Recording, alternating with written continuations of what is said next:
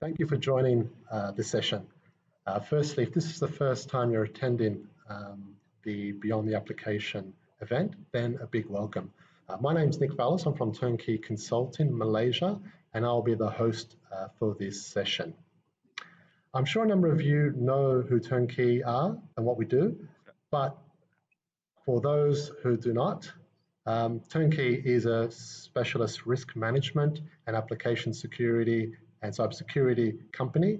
We provide consulting, implementation, and managed services to help our customers safeguard their applications and environments, not just SAP, but also non-SAP. If we have any questions during the session, please do pop them into the actual chat on this page, but we'll be sure to come to any other questions at the end of the session. Okay, it's now my privilege to introduce the speaker for this session, Thomas Kastner. Thomas is a director of SmartSec and has a lot of experience and knowledge in the SAP security field. In Thomas's session, he'll be discussing what he thinks the five biggest threats to SAP security are and how SAP practitioners can deal with them effectively. So when you're ready, Thomas, I'll hand it over to you. Thanks a lot, Nick, for the introduction. Yeah, my name is Thomas Kastner from SmartSec, located in Germany, but doing business around the globe for cybersecurity. And it's my pleasure to speak on Turnkey's Beyond the Application series. Today, I'm going to introduce you to the five biggest threats which I have seen in the past on SAP's security problems.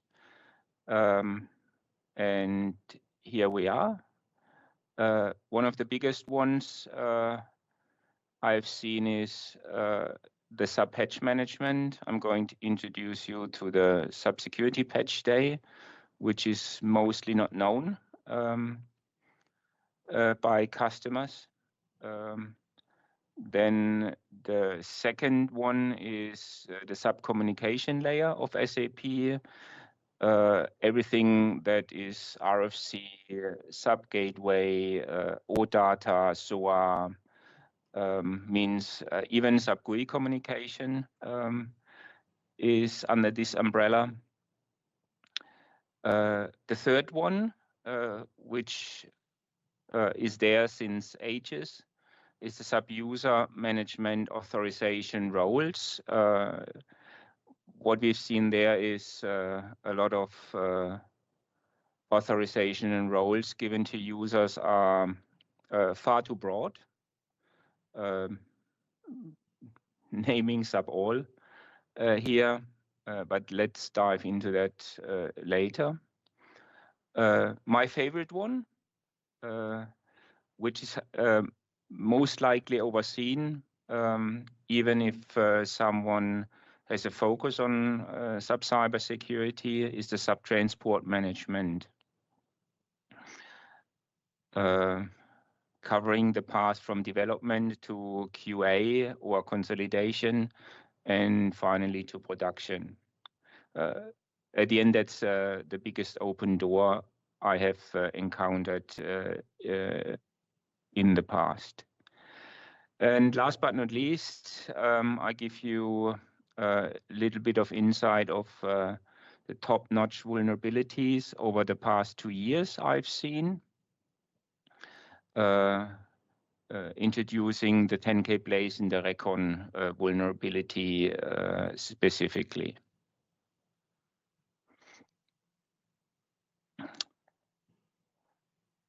There is a Bitkom study that was released 5th of August, means 2 weeks ago, that has given us the insight of that Germany alone lost 223 billion through cyber attacks and crimes. That includes sabotage, means system failures, production loss, system downtimes, blackmail, the ransomware, encrypting your data, and you have to pay a fee to release these data again. Taking away patents, recipes, price lists, that's covered under the umbrella of espionage, and also simply data thefts, taking away credit card data, user data, passwords, to break in future. So in this study, what's even surprising for me,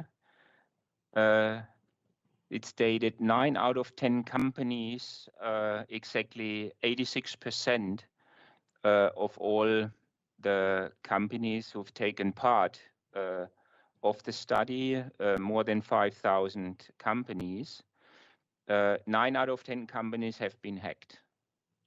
So it's not out there saying, oh, I'm not affected, because 86%, you most likely be included in the 86%.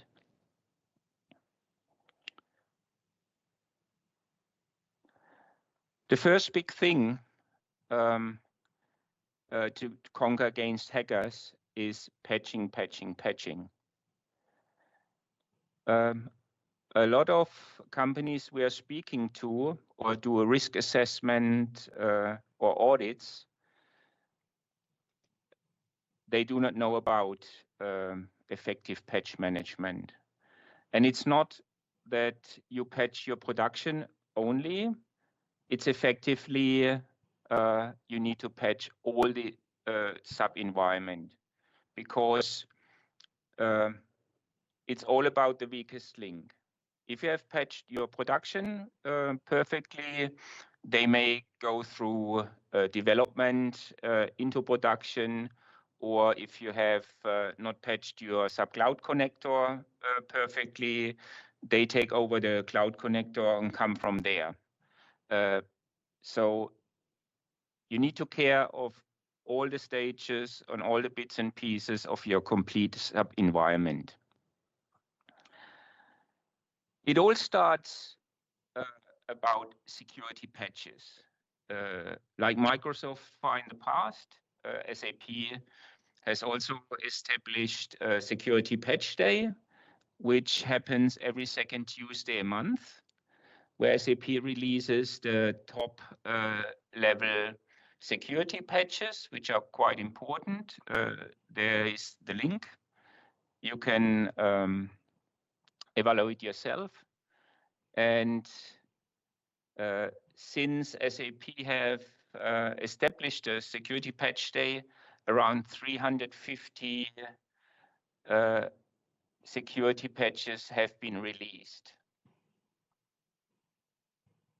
Every month, they're not just releasing them, they also categorize them in the areas involved, like simply missing authority check in their coding, a SQL injection, cross-site scripting. So it covers all the areas of the environment, of authorizations, of front ends.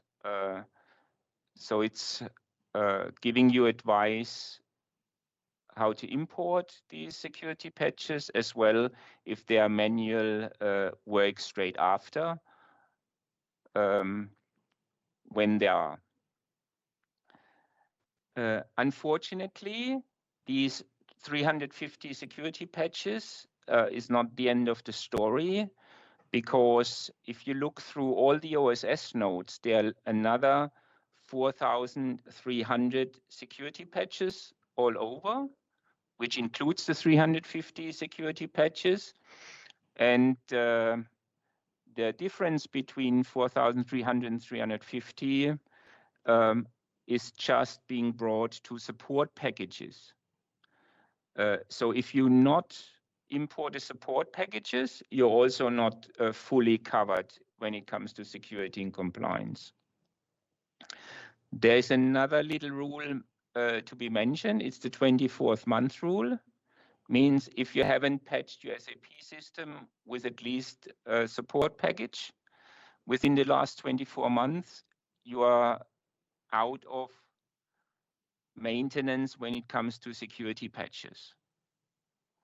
So there are 2 support packages each year. They are scheduled, and our advice is to update the support packages ASAP.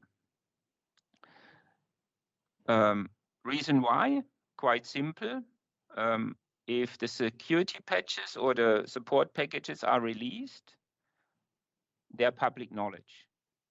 And if you're not importing them immediately, there's a game between the hackers. They are developing attack methods versus you patching your SAP system. So it's quite important that you will win that race.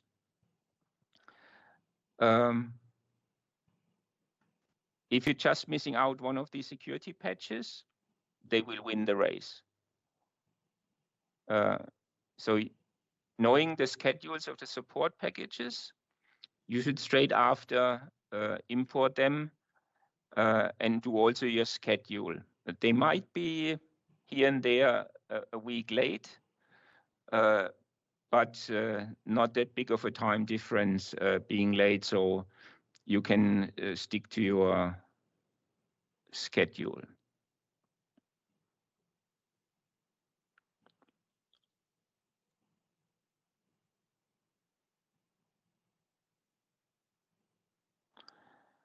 Covering the patch management is maybe the most important ones.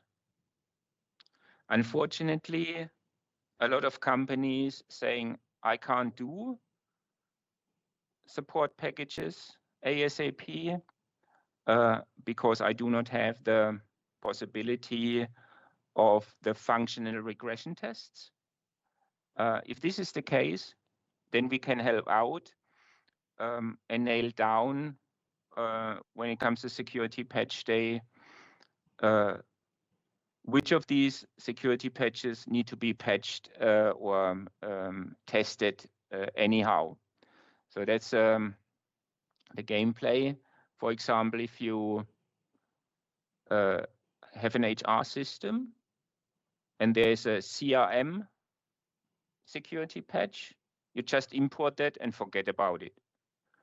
If it's an HR patch, then we can tell you if it needs to be tested, and if so, what areas. So we detecting for that patch the root, like which program is affected, which UI is affected, and who did use that in the past, means which users, and those can be then advised if they need to test and how to test.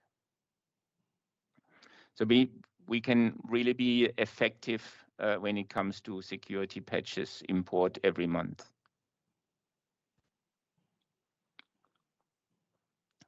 The second big thing is the SAP communication layer.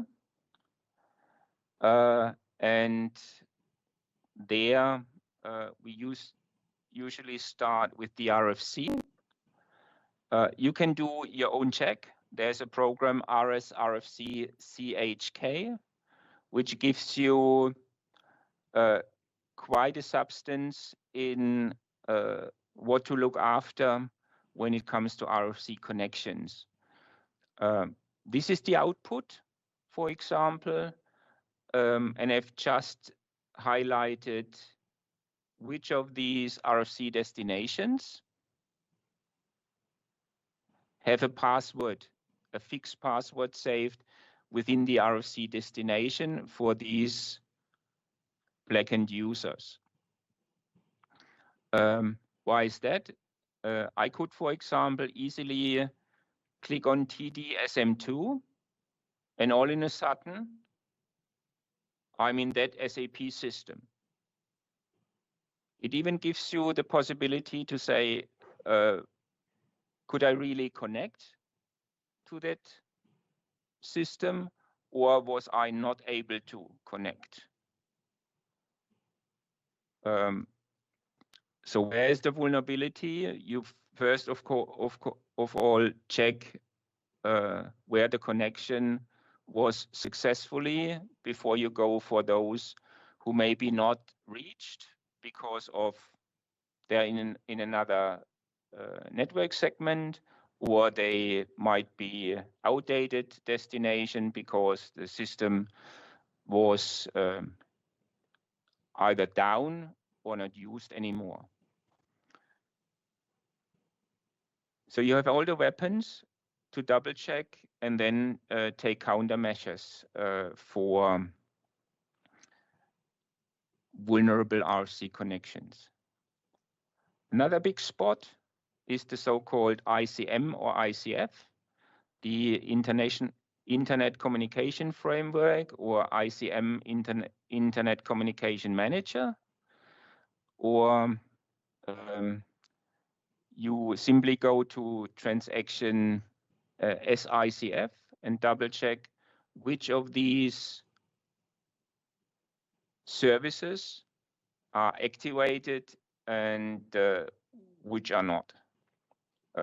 Most likely these services, Fury services, for example, do not communicate encrypted or not, or you have enabled services that been advised by SAP even that you should not enable them because they allow you to enter your SAP system without a user ID and password. So there are OSS nodes there, which of these services must not be enabled, especially in production, obviously. I've mentioned the secure communication that not just is for RFC connection or ICF services. HTTP must not be used. Use instead HTTPS, and even sub-GUI can communicate without encryption. The problem is if you can sniff the communication stream, the transport layer, then for the login part, I can sniff user and password, which is being transferred in clear text, and can then later misuse those to log in myself and do harm to your SAP system. So it's quite essential to even enable sub-GUI communication, to SNC, secure network communication. The same is for RFC. You should enable every connection with secure network communication, as well as your internet stream with HTTPS.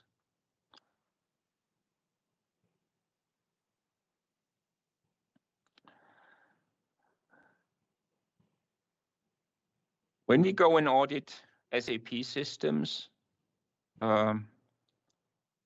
user management, authorization, roles, profile, we always get hits. Simply run RSUSR 003 report to double check the most important standard users. Here's the list when running RSUSR 003. In that particular system, for example, I could log into client 66 with substar with this password 06079092, where the first release of an R3 system was released. And knowing that these are the standard users and standard passwords, they are public knowledge.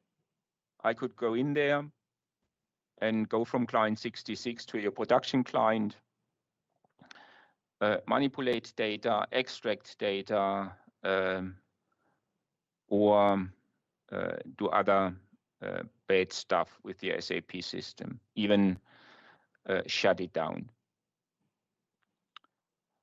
RSU's USR 003 unfortunately does not check all SAP standard users and is only available for NetWeaver systems. So you need to check all the SAP standard users across your SAP landscape. There are about 50 plus SAP standard users we know, and it's not just those shown in that screen. Talking about weak password hashes, if you still use passwords, SAP has used in the past weak password hashes. They are broken. Also, the how-to. There are password cracking tools like OL Hashcat and Check the Ripper. And those weak password hashes are unfortunately still stored in your master data of the user record. In that case, it's the column B code. It's the user's name that acts as a salt in the password hash, so it's easy to crack. And using that, including some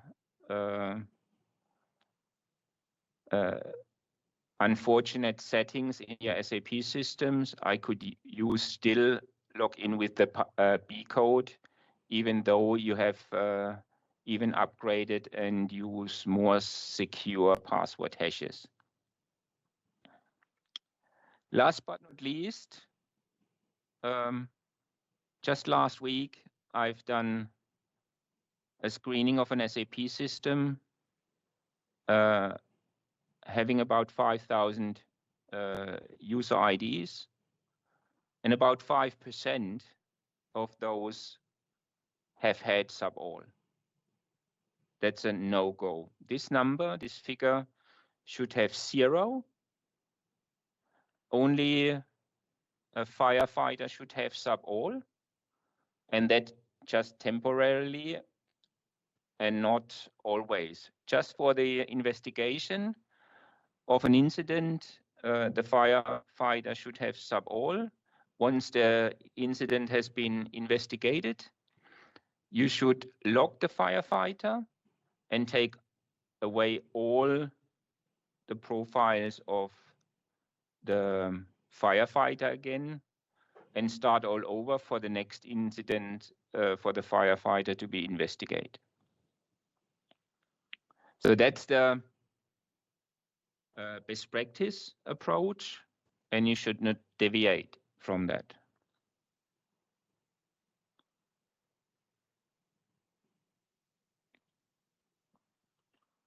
Now my favorite one, and you will see why that is my favorite. Let's say I'm a common developer in your company or an external configurator for your SAP system, and I'm just having SAP development authorizations. So I'm fully enabled in your development environment, tracking all my changes in transport requests, and then transport it from development to QA to production. When I'm setting up transport requests, some of these transport requests taking 100 entries, 1,000 entries, even 5,000 entries is not an exception.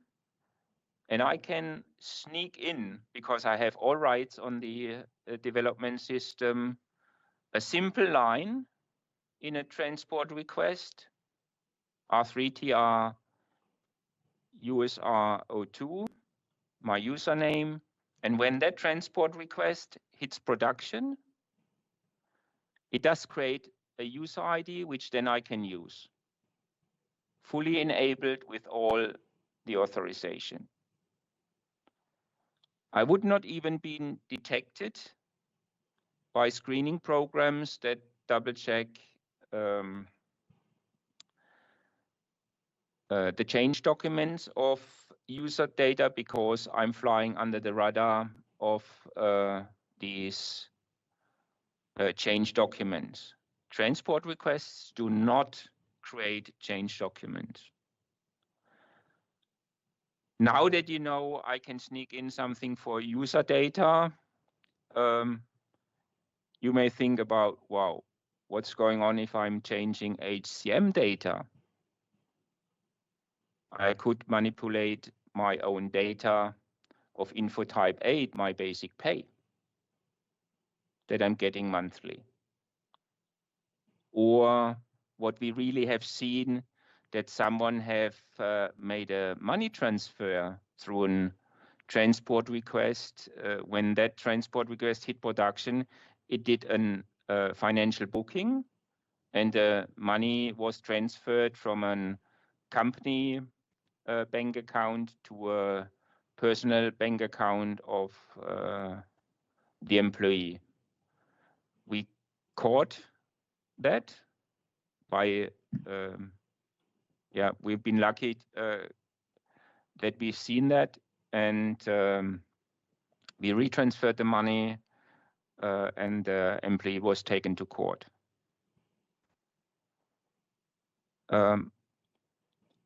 And it's not just application data. I could even do some reconfiguration and open your SAP system, for example, by simply changing settings in table T000 and create an additional client there. Because knowing the specifics of an SAP system, creating a new client, it automatically also creates in that client SAP star if it's not configured correctly. And as you have seen in client 66, substar standard password can log in and do completely take over your SAP environment. That's the reason why sub-transport management is my favorite, not because I can do harm to your SAP system. It's most of the time overseen as the big open door to your production environment. Nobody is investigating what is being transferred to from D to Q to P, because you need to automate that. You can't do by a human being. It's not possible. So over the past 2 years of investigating vulnerabilities of SAP systems, there are 2 big ones that hit quite the market. It's the so-called 10K Blaze, and the other one is called Recon. Those are the most known and most important vulnerabilities that have been out there just a year ago, I guess. Yeah, a year ago. Even some security researchers spoke up in a webinar, even giving a complete instruction, including code, how to crack 10K Blaze. So even my 13-year-old niece would be able to do that.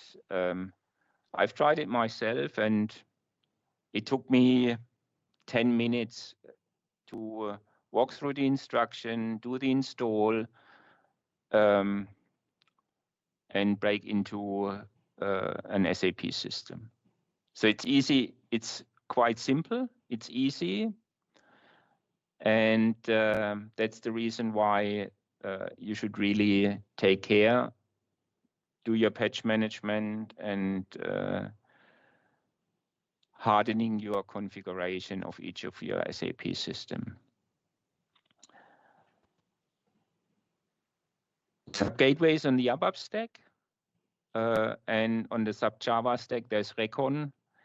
That's the vulnerability allowing you, without user, without password, break into your SAP system. That was recognized as a CVSS 10. So there's a scoring card of security vulnerabilities from 0 to 10, and 10 is the most vulnerable finding, and Gateway and Java Stack, Recon and Turnkey Blaze are on top, means of a rating of 10.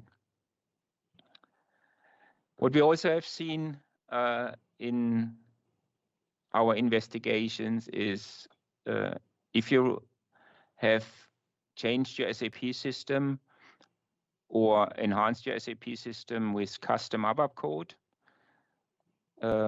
So SAP, of course, too, but that's been taken care of with the security patch day. But your custom code, that also needs attention. And I've just lined up 5 out of the most 10 known ABAP code vulnerabilities. A simple one is a missing authority check or a broken authority check. So missing authority check is you can launch an SAP ABAP system and there is no programmed authorization check, and you can launch it, it does the change or it does the export, and you can walk away with data. Directory traversal or even hard-coded usernames or hard-coded bank accounts we have seen.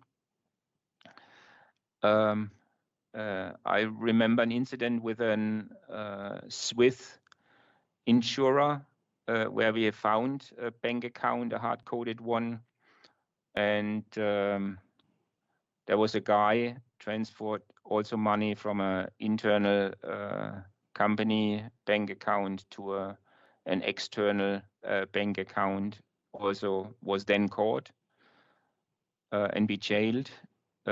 However, you be proactive and not letting such ABAP code being transferred into your production environment. So that's the end. If you have questions, please let me know. At the end of the session, we also have emails. If you're hesitating to put out your questions directly, feel free to reach out to Nick Wallace or myself. Here are the email addresses, and we get in contact and we can discuss your topics in privacy.